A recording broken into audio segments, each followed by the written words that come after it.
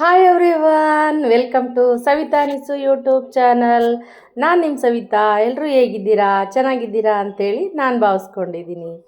ನಾನು ಇವತ್ತಿನ ದಿವಸ ನಿಮಗೆ ಒಂದು ರೆಸಿಪಿ ತೋರಿಸೋಣ ಅಂತ ಹೇಳ್ಬಿಟ್ಟು ಬಂದಿದ್ದೀನಿ. ಅದು sweet recipe, season wise fruit ಅಥವಾ ಕಾಯಿ ಅಂತಲೇ ಹೇಳ್ತಾರೆ ಇದನ್ನು. ಆ ಥರ ಒಂದು ಕಾಯಿದ್ದು ಸ್ವೀಟನ್ನು ಮಾಡಿ ತೋರಿಸ್ತೀನಿ. ನೀವು ನೋಡ್ತಾ ಇರ್ಬೋದು ಇವಾಗ ನಾನು ಏನು ಮಾಡಕ್ಕೆ ಹೊರಟಿದ್ದೀನಿ ಅಂತೇಳಿ ತಮ್ಮನೇಲಲ್ಲೇ ನೋಡಿರ್ಬೋದು.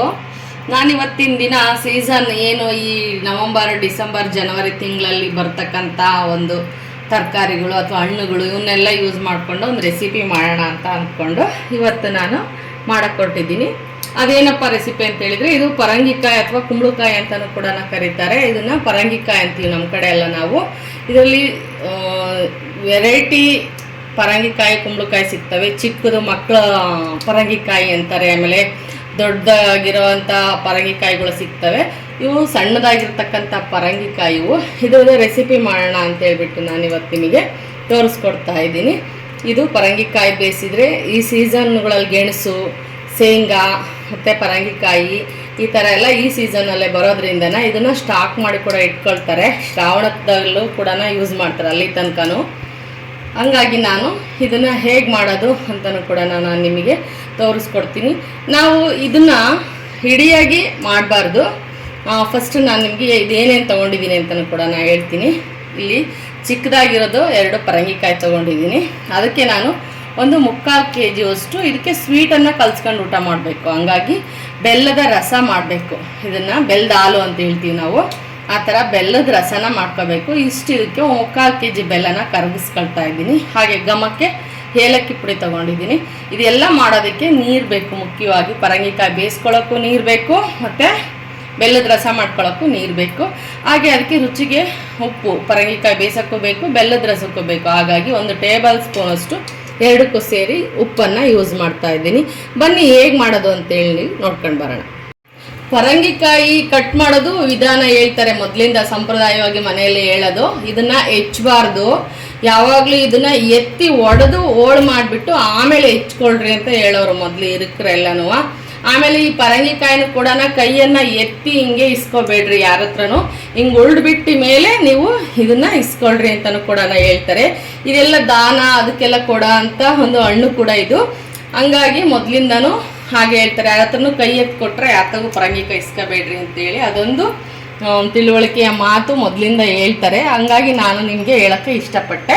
ಇದನ್ನು ನಾವು ಚಾಕುವಲ್ಲಿ ಒಂದೇ ಸರಿ ಹೆಚ್ಚಬಾರ್ದು. ಇದನ್ನ ಒಂದು ಸರ್ತಿ ನಾವು ಒಡ್ಕೋಬೇಕು. ಮೇಲಿಂದ ಕೆಳಗೆ ಎತ್ತಾಕಿ ಅದು ಓಪನ್ ಆದ ನಂತರ ನಾವು ಚಾಕನ್ನು ಯೂಸ್ ಮಾಡ್ಕೋಬೋದು. ಬರೀ ಅದೇ ಥರ ನಾವು ಕೂಡ ಇವಾಗ ಮಾಡೋಣ. ಈ ಥರ ಫಸ್ಟು ನಾವು ಓಪನ್ ಮಾಡ್ಕೋಬೇಕು. ಆ ನಂತರನೇ ಯೂಸ್ ಮಾಡಬೇಕು. ಎರಡನ್ನೂ ಕೂಡ ಅದೇ ಥರನೇ ಮಾಡ್ಕೊತೀವಿ. ಈ ಥರ 1 ಸರ್ತಿ 2 ಸರ್ತಿ ಕೆಳಗೆ ಒಡೆದಾಕಿ ಓಪನ್ ಮಾಡ್ಕೋಬೇಕು. ಆಮೇಲೆ ನಾವು ಚಾಕುವಲ್ಲಿ ಹೆಚ್ಕೊಳ್ಳೋದನ್ನ ಮಾಡ್ಕೋಬೇಕು. ನೋಡ್ರಿ ಈ ಥರ.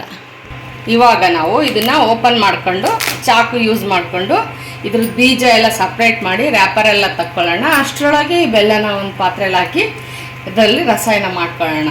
ಬೆಲ್ಲದ ರಸ ಮಾಡೋದಕ್ಕೆ ಒಂದು ಪಾತ್ರೆಗೆ ಬೆಲ್ಲ ಎಲ್ಲ ಹಾಕ್ಬಿಟ್ಟು ಕರಗಿಸೋಣ. ಹಾಗೆಯೇ ಇದಕ್ಕೆ ಒಂದು 2-3 ಲೋಟದಷ್ಟು ನೀರನ್ನು ಕೂಡ ಸೇರಿಸೋಣ. ಚೆನ್ನಾಗಿ ಪಾಕ ಕುದಿಬೇಕು. ಕರಗಿದೆ ಅಂದ ತಕ್ಷಣ ತೆಗಿಬಾರ್ದು. ಅದು ಚೆನ್ನಾಗಿ ಕುದ್ದು ಸ್ವಲ್ಪ ಚೆನ್ನಾಗಿ ರಸ ಎಲ್ಲನೂ ಕುದ್ಮೇಲೆ ಟೇಸ್ಟ್ ಆಗಿರುತ್ತೆ. ಇದರಲ್ಲಿ ಒಂದು ಸ್ವಲ್ಪ ಉಪ್ಪನ್ನಷ್ಟೇ ಯೂಸ್ ಮಾಡ್ತಾಯಿದ್ದೀನಿ. ರುಚಿಗೆ ಅಷ್ಟೇ ಯೂಸ್ ಮಾಡ್ತಾಯಿದ್ದೀನಿ. ಇದನ್ನು ಸ್ಟವ್ ಮೇಲಿಟ್ಟು ಚೆನ್ನಾಗಿ ಕುದೀಲಿ. ಇದು ಕರಗಿ ಚೆನ್ನಾಗಿ ಕುದಿಬೇಕು. ಅದ್ರದ್ದು ಸ್ಮೆಲ್ಲೆಲ್ಲ ಹೋಗ್ಬೇಕು, ಹಸಿ ಸ್ಮೆಲ್ಲು. ಇದು ಕುದ್ಮೇಲೆ ಒಂದು ಘಮ ಬರುತ್ತೆ ಬೆಲ್ಲದ್ದು. ಆವಾಗ ವಾಸನೆನ ಬಿಡುತ್ತೆ ಅದು. ಆವಾಗ ಏನೋ ಮನೇಲಿ ಸ್ವೀಟ್ ಮಾಡ್ತಾಯಿದ್ದಾರೆ, ಪಾಯಸ ಮಾಡ್ತಾಯಿದ್ದಾರೆ, ಹೋಳಿಗೆ ಮಾಡ್ತಾಯಿದ್ದಾರೆ ಅನ್ನೋ ಥರ ಸ್ಮೆಲ್ಲು ಬರಬೇಕು. ಆ ರೀತಿ ಬಂದಾಗ ನಾವು ಬೆಲ್ಲದ ಪಾಕದ ಪಾತ್ರೆ, ಉರಿತಾ ಇರೋ ಪಾತ್ರೆನ ಆವಾಗ ಸ್ಟವನ್ನು ಆಫ್ ಮಾಡಬೇಕು. ಇದು ಹೊಡ್ಕೊಂಡ ನಂತರ ನಾವು ಇದು ನೀಟಾಗಿ ಶೇಪೇ ಮಾಡ್ಕೋಬೇಕಂತಿಲ್ಲ. ನಮಗೆ ಯಾವ ಥರ ಅನುಕೂಲ ಆಗುತ್ತೋ ಆ ಥರ ನೀಟಾಗಿ ಕಟ್ ಮಾಡ್ಕೊಂಡ್ಬಿಟ್ಟು ಫಸ್ಟು ಇದೆಲ್ಲ ಬೀಜ ಎಲ್ಲ ತಕ್ಕೋಬೇಕು. ನೀವು ಬೀಜನ ಯೂಸ್ ಮಾಡ್ತೀನಿ ಅಂತ ಹೇಳಿದ್ರೆ ಅದನ್ನು ನೀಟ್ ಮಾಡಿ ಕ್ಲೀನ್ ಮಾಡಿಕೊಂಡು ಅದನ್ನು ಒಣಗಿಸಿಟ್ಕೋಬೋದು. ಸ್ವಲ್ಪ ಬಿಸಿ ಮಾಡಿದರೆ ತಿನ್ನೋಕ್ಕೂ ಕೂಡ ತುಂಬಾ ಚೆನ್ನಾಗಿರುತ್ತೆ ಡ್ರೈ ಆದಮೇಲೆ ಆ ಬೀಜಗಳು. ಈ ಥರ ಎಲ್ಲ ಕ್ಲೀನ್ ಮಾಡಿ ಇಟ್ಕೊಂಡು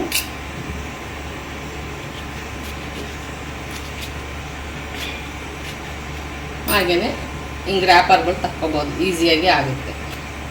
ನಾವು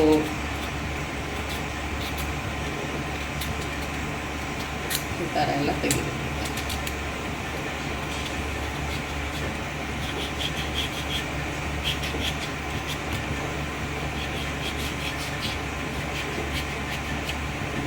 ಈ ಥರ ಎಲ್ಲ ನೀಟಾಗಿ ಸಿಪ್ಪೆ ಎಲ್ಲ ತೆಗ್ದುಬಿಟ್ಟು ಬೇಯಿಸ್ಬೇಕು. ಅಷ್ಟೂ ಸಿಪ್ಪೆ ಎಲ್ಲ ತೆಗ್ದುಬಿಟ್ಟು ನಾನು ಬೇಯಿಸೋದಕ್ಕೆ ಹಾಕ್ತೀನಿ. ಈ ಥರ ಚೆನ್ನಾಗಿ ಕುದಿಬೇಕು. ಇನ್ನು ಒಂದು 5 ನಿಮಿಷದಷ್ಟು ಕುದ್ದ ನಂತರ ಇದನ್ನು ಆಫ್ ಮಾಡಿ ತಣ್ಣಗೆ ಮಾಡಬೇಕು. ಬನ್ನಿ ಇವಾಗ ಇದನ್ನು ಆಫ್ ಮಾಡ್ಕೊಳ್ಳೋಣ. ಬೆಲ್ಲದ ರಸ ಆಯಿತು. ಹಾಗೆಯೇ ನಾವು ಏನು ಪರಂಗಿಕಾಯನ್ನೆಲ್ಲ ನಾವು ಕ್ಲೀನ್ ಮಾಡಿಕೊಂಡು ಇಟ್ಕೊಂಡಿದ್ದೀವಲ್ಲ ನೋಡಿ, ಈ ಥರ ಬೀಜಗಳೆಲ್ಲ ಬರುತ್ತೆ. ಇದನ್ನೆಲ್ಲ ಸ್ವಲ್ಪ ಒಂದು ಸರ್ತಿ ನೀರಲ್ಲಿ ಜಾಲಿಸಿ ಬಿಸಿಲಲ್ಲಿ ಹಾಕ್ಕೊಂಡ್ರೆ ನಾವು ಇದನ್ನು ಡ್ರೈ ಮಾಡಿಕೊಂಡ್ರೆ ಬಿಸಿ ಮಾಡಿಕೊಂಡು ಹುರ್ಕೊಂಡು ಬೇಸಿಗೆ ಟೈಮಲ್ಲಿ ಇದನ್ನು ತಿನ್ಬೋದು. ಮತ್ತು ಇದರಿಂದ ಚಟ್ನಿ ಪುಡಿನೂ ಕೂಡ ನಾವು ಮಾಡ್ಬೋದು. ಇಲ್ಲ ಅಂತ ಹೇಳಿದರೆ ನೀವು ಅಡಿಕೆ ಗಿಡಗಳು ಏನಾದರೂ ಇದ್ದರೆ ಮತ್ತು ಮನೆ ಮುಂದೆ ಜಾಗ ಇದ್ದರೆ, ಹಿಂದೆ ಜಾಗ ಇದ್ದರೆ, ಊರಿದ್ರೆ ಸಸಿಗಳೂ ಕೂಡ ಆಗುತ್ತೆ. ನೋಡಿರಿ ಇಷ್ಟು ವೇಸ್ಟು ಎಲ್ಲ ಬರುತ್ತೆ. ಇದೆಲ್ಲ ಹೆಚ್ಕೊಂಡು ಇವಾಗ ನಾವು ಈ ಪರಂಗಿಕಾಯಿನೂ ಕೂಡ ಬೇಯಿಸ್ಕೊಳ್ಳೋಣ. ಇದಕ್ಕೆ ರುಚಿಗೆ ಸ್ವಲ್ಪ ಉಪ್ಪನ್ನು ಕೂಡ ಸೇರಿಸ್ಬಿಟ್ಟು ಇದಕ್ಕೂ ಕೂಡ ಒಂದು ಅರ್ಧ ಚಮಚಷ್ಟು ನೀರನ್ನು ಹಾಕೋಣ. ಇದಕ್ಕೂ ಕೂಡ ಒಂದು ಅರ್ಧ ಚಮಚಷ್ಟು ನೀರನ್ನು ಹಾಕ್ಬಿಟ್ಟು, ಇದು ನೀರಿನಂಶ ಇದರಲ್ಲೇ ಜಾಸ್ತಿ ಇರೋದ್ರಿಂದ 1 ಕೂಗು ಅಥವಾ 2 ಕೂಗನ್ನು ಕೂಗಿಸ್ಕೊಂಡು ನಾವು ಇದನ್ನು ಇಳಿಸ್ಕೊಳ್ಳೋಣ. ಬನ್ನಿ ಇವಾಗ ಲಿಡ್ಡನ್ನು ಕ್ಲೋಸ್ ಮಾಡಿ ಸ್ಟವ್ ಮೇಲೆ ಇಡೋಣ. 2 ವಿಷಲ್ ಆಗಲಿ, ನಂತರ ಆಫ್ ಮಾಡೋಣ. ಇವಾಗ ಬನ್ನಿ ನೋಡಿ, ಈ ಥರ ಆಗಬೇಕು ಪಾಕ. ಅತಿಯಾಗಿ ಉಂಡೆ ಕಟ್ಟೋ ಥರ ಅಲ್ಲ, ಒಂದು ಘಮ ಬರುತ್ತೆ. ಬೆಲ್ಲದ ರುಚಿ ಸ್ಮೆಲ್ ಗೊತ್ತಿರೋರಿಗೆ ಗೊತ್ತಾಗುತ್ತೆ. ಅಥವಾ ಒಂದು ಚಂಬಷ್ಟು ಅಥವಾ 3/4 ಚಮಚಷ್ಟು ನೀರಿಟ್ಟರೆ ಒಂದು ಅರ್ಧ ಚಂಬಿಗೆ ಬರಬೇಕದು.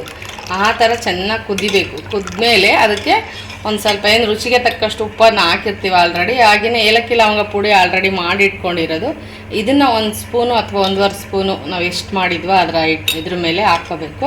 1-2 ಸರಿ ಮಿಕ್ಸ್ ಮಾಡಿ ಇದನ್ನು ನೀಟಾಗಿ ಶೋಧಿಸ್ಕೊಂಡು ಒಂದು ಬೌಲಿಗೆ ಎತ್ತಿಟ್ಕೊಳ್ಳೋಣ. ಇದನ್ನೆಲ್ಲ ಮಿಕ್ಸ್ ಮಾಡಿಬಿಟ್ಟು ನಾನು ಒಂದು ಪಾತ್ರೆಗೆ ನೀಟಾಗಿ ಎಲ್ಲನ ಶೋಧಿಸ್ಕೊತೀನಿ. ಇದನ್ನು ಒಂದು ಪಾತ್ರೆಗೆ ನೀಟಾಗಿ ಶೋಧಿಸ್ಕೊಳ್ಳೋಣ. ತಣ್ಣಗಾಗಬೇಕು. ತಣ್ಣಗಾದರೆ ಪರಂಗಿಕಾಯಿ ಕೂಡ ಬೇಯಿಸಿ ಅದು ಆರಬೇಕು. ಆರಿ ಇದು ತಣ್ಣಗಾದರೆ ತಿನ್ನೋದಕ್ಕೆ ತುಂಬಾ ಚೆನ್ನಾಗಿರುತ್ತೆ. ನೋಡಿ ಇವಾಗ ಪರಂಗಿಕಾಯಿ ಕೂಡ 2 ವಿಷಲನ್ನು ಹಾಕ್ಸ್ಕೊಂಡಿದ್ದೀನಿ. ಕೆಲವರು ಇದನ್ನು ಹಾಗೇ ತಿಂದ್ಬಿಡ್ತಾರೆ, ಅಷ್ಟು ಸಿಹಿಯಾಗಿರುತ್ತೆ ಇದು ಹಣ್ಣು. ಈ ಥರ ಬಸಿ ಹಾಕ್ಬಿಟ್ಟು ತಣ್ಣಗಾಗಬೇಕಿದೆ. ತಣ್ಣಗಾದ್ಮೇಲೆ ಒಂದು ಪಾತ್ರೆಗೆ ಹಾಕಿಟ್ರೆ ಏನು ಬೆಲ್ದಾಲು ಅದನ್ನು ಕೂಡ ತಣ್ಣಗಾಗಬೇಕು. ಇದು ತಣ್ಣಗಾದ್ಮೇಲೆ ಊಟ ಮಾಡೋದಕ್ಕೆ ತುಂಬಾ ರುಚಿಯಾಗಿರುತ್ತೆ. ಪರಂಗಿಕಾಯಿ ಮತ್ತು ಬೆಲ್ದಾಲು 2 ಕೂಡ ರೆಡಿಯಾಗಿದೆ. ಇದನ್ನು ಯಾವ ಥರ ಕಲ್ಸ್ಕೊಂಡು ಊಟ ಮಾಡಬೇಕು, ಇದನ್ನು ಊಟ ಮಾಡ್ಬೇಕಾದ್ರೆ ಏನನ್ನು ಯೂಸ್ ಮಾಡ್ಕೋಬೇಕು ಅಂತಲೂ ಕೂಡ ನಾನು ನಿಮಗೆ ಹೇಳ್ತೀನಿ.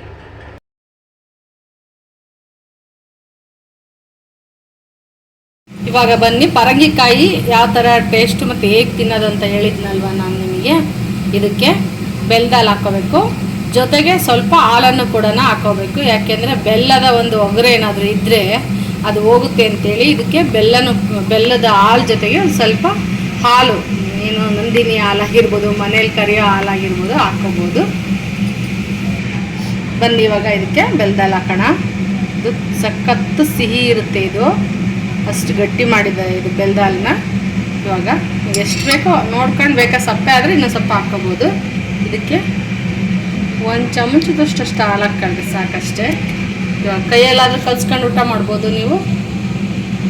ಸ್ಪೂನಲ್ಲಾದ್ರೂ ತಿನ್ಬೋದು, ಅಷ್ಟು ಸಾಫ್ಟಾಗಿ ಕೂಡ ಬೆಂದಿದೆ. ಇದಕ್ಕೆ ನೀರು ಹಾಕಿ ಬೇಯಿಸೋದೇ ಬೇಡ, ಪರಂಗಿಕಾಯಿಗೆ ಸ್ವಲ್ಪ ನೀರು ಆ್ಯಡ್ ಮಾಡಿದ್ರೆ ಸಾಕು. ಅದೇ ನೀರಿನಂಶ ಜಾಸ್ತಿ ಇರುತ್ತಲ್ಲ, ಅದೇನೇ ಇದಾಗುತ್ತೆ. ಈ ಥರ ಕಲಿಸ್ಕೋಬೇಕು. ಚಮಚಕ್ಕಿಂತ ಕೈಯಲ್ಲಿ ಊಟ ಮಾಡೋದೇ ಸೊಗಸಾಗಿರುತ್ತೆ ಈ ಅಡುಗೆಗಳನ್ನೆಲ್ಲನ. ಇವಾಗ ನೋಡೋಣ ಟೇಸ್ಟು.